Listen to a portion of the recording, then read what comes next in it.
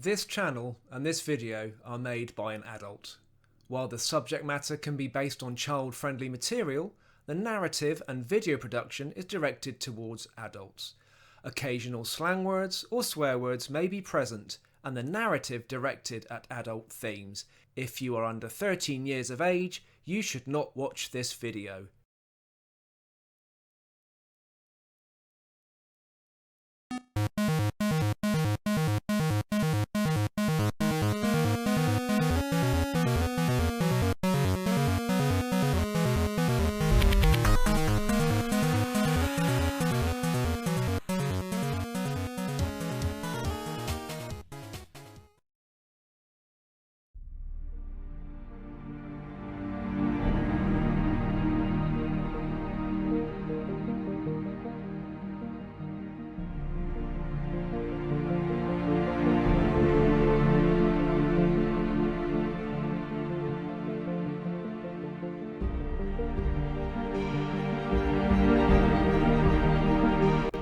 Hello, I'm RetroJules, and how are you today?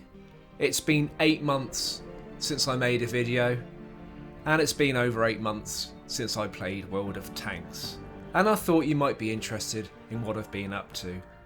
I haven't been tanking, I have missed making videos, and I have missed the gaming community, and hello to those of you who still message me on Xbox and just say, hey Retro, how you doing, what are you up to? And I really appreciate those messages, and I love chatting to you guys.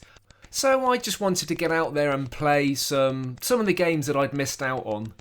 And while I did that, and it didn't take long, I kind of got a little bit bored. So I thought, do you know what, I don't play driving games, and actually I've never really enjoyed driving games, but it kind of felt to be the genre that I hadn't really addressed. So I bought myself a Thrustmaster steering wheel, pedals, and a TH8 gear stick, and a frame for it to all go on. And I finished Mud Runner, thoroughly enjoyed it. Had a go at Forza Motorsport, really quite enjoyed that for a while, and then kind of realised that I'm not really a track racing kind of person. And I also had a go at rally games, and I am not good enough to play rally games. They are hard as you like. And I've kind of run out of games to play. I'm a little bit tight really. I won't pay full price for games on release. I think 60 to 80 quid for a game is... I know a lot of work goes into them, but I just think it's a lot of money. Generally, I'll wait a year or so for the games to come down and be really, really cheap. So I'm never on trend, I'm never in fashion, I'm always a little bit behind the times, and actually quite happy to be so. So I've had to rely, really, on little indie titles, because the games that really appeal to me are the sort of platform adventures, story-based games with a little bit of puzzle solving in between. And there doesn't seem to be many of those. And I played Hellblade, Senua's Sacrifice, and it really opened my eyes to the type of game that I'd been missing out on. And even though Hellblade is pretty messed up and there's a very intelligent story behind it, I really enjoyed it. And I spoke to a friend and I said, there doesn't seem to be games out there for me to play. I've had to buy a steering wheel to sort of get a gaming fix. And I'm not into the big open world games of Assassin's Creed and Fallout.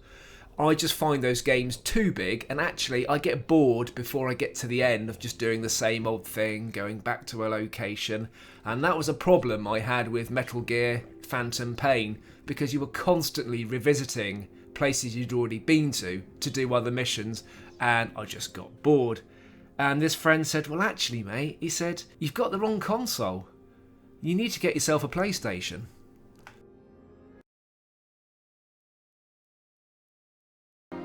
And those words haunted me because I'm a little bit of an Xbox fanboy. But actually, I'm not. And I didn't know. I had a long look at myself. And I looked at my past gaming history. Whenever I've bought a console, there's always been a reason for it and something that has caught my attention and caught my eye. On the PlayStation 1, it was Tomb Raider 2 and that classic scene of the Great Wall of China and the two tigers and the helicopter flying over, and I thought I have absolutely got to play that game. So I bought a PS1 That led on to Soul Reaver, Abe's Odyssey, Crash Bandicoot, Metal Gear Solid, Wipeout 2097, and Tekken, but to name a few. And then, something would have caught my eye to then buy a PlayStation 2. And that was Jak and Daxter. My first experience of a sort of open world platform adventure with day and night cycles. It looked amazing. So I bought one and I played Jak and Daxter and I loved it. That led to Devil May Cry, Primal, Ico, to date one of my all-time favourite games, Forbidden Siren, Shadow of the Colossus, various Tomb Raider sequels, Medal of Honor, Killzone, and Prince of Persia. And then that went over to the 360. Now I'm a little bit vague here, can't really remember the reason why I went from PlayStation to Xbox 360. If I remember correctly, it's because the PS3 came out, there weren't many games available and they were a bit rubbish. The Xbox 360 had a good library of games, and my first recollection of what caught my eye would have been Fable 2, I think. And that led on to Dead Space, the awesome Red Dead Redemption, Enslaved, Odyssey to the West, another one of my all-time favourite games, Tiger Woods PGA Golf, and then eventually I stopped gaming and had a big break due to a back injury, a video I've already made before. I was introduced into World of Tanks, and this would prove to be my first ever online multiplayer game, and I loved it. That then led on to the Xbox One because of the graphics update to this game. I played this game for 4 years. I started my YouTube channel based on it. I enjoyed the World of Tanks community and lots of really awesome memories, and still current today because I still speak to a lot of you. But that was the only reason I bought an Xbox One, was to continue playing World of Tanks and to have the channel. And when the channel finished and I stopped playing World of Tanks, that's when I had the opportunity to catch up on some games that I'd missed, and that puts us where we are now. I then needed to do some homework and find out where the good games are that I need to play.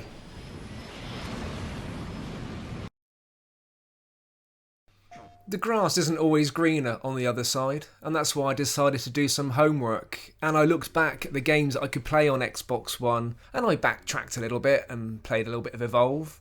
Didn't like it. I didn't want to do any more driving really. I'm quite happy to wait for SnowRunner to come out next year, and quite possibly Alaskan Truck Simulator. But there's nothing on the Xbox that is making me want to play games right now. The only game would be Red Dead Redemption 2, which I would like to get stuck in, but as I told you, I'm a little bit tight and I'm not going to pay full price. In fact, I'm quite happy to wait to next year and pay about 20-25 quid for it and then get stuck into it for a few months. So I did some YouTubing.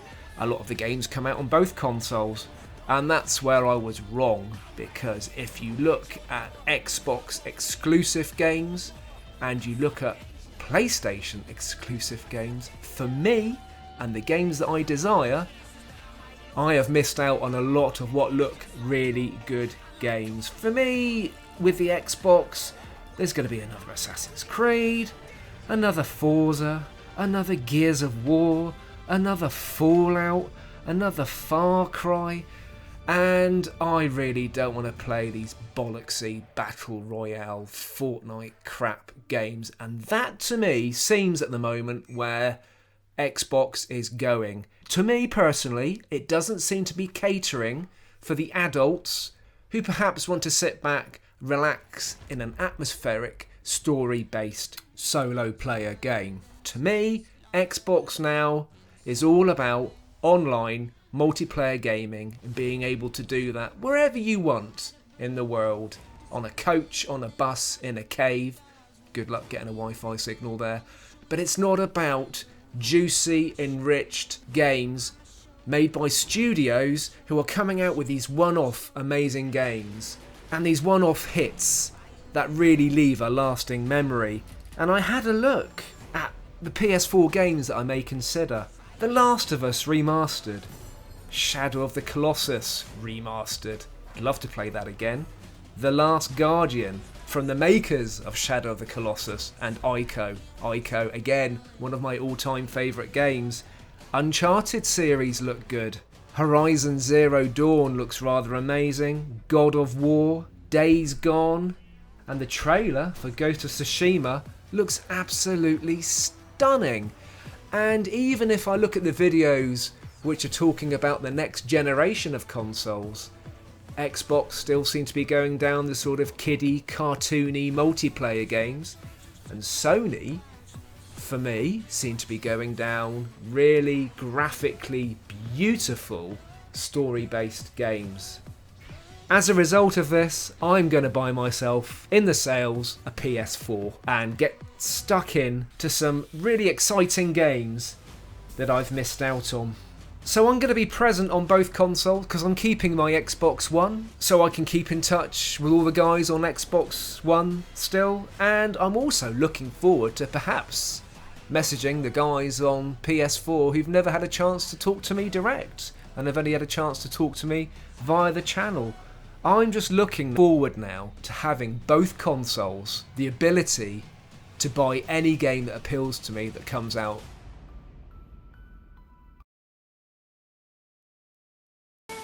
So obviously something had changed. I mean, you could say, Retro, come on, there's loads of games on the Xbox One that are amazing that you could play, but none of them appeal to me. And the games that I've missed on the PlayStation absolutely do. And when I look at my past history of games and the games that left a lasting impression, funnily enough, most of them were on PlayStation. I have got the joy of having both consoles, and as far as the future's concerned, it's going to be a very, very difficult decision to make when both new generation consoles come out. To me, Microsoft feel like they're catering for kids, online games, and making money, and they're not dedicating their time to what these amazing machines will be able to do and create beautiful, amazing games with incredible characters and stories and atmospheres.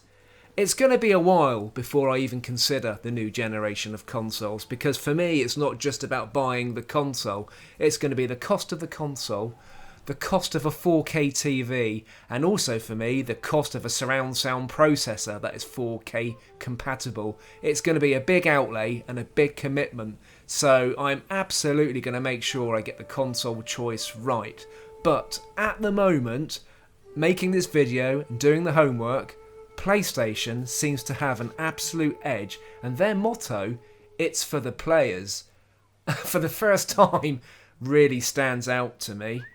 I hope you've enjoyed my background as a gamer and perhaps the history and reason why I've made this decision to change onto a different console or have an additional console. I'd love to know what your thoughts are. Are you a PlayStation person? Are you an Xbox person? Have you considered changing console, or have you recently changed console, and which way round have you done it? Have you gone from Xbox to PlayStation, or PlayStation to Xbox, or do you also own both? Do you think that Microsoft have changed their gaming strategy, and do you think the trend for games over the years has been slowly changing? I'd really love to know. Interesting times. It's also funny when you look back, and I think when Xbox One came out, they were saying it's called the Xbox One because it's the one box you need, the one box that does everything. Blu-ray player, streaming, etc, etc. And they never really seemed to focus about the games and the gameplay, whereas PlayStation has always said, for the players.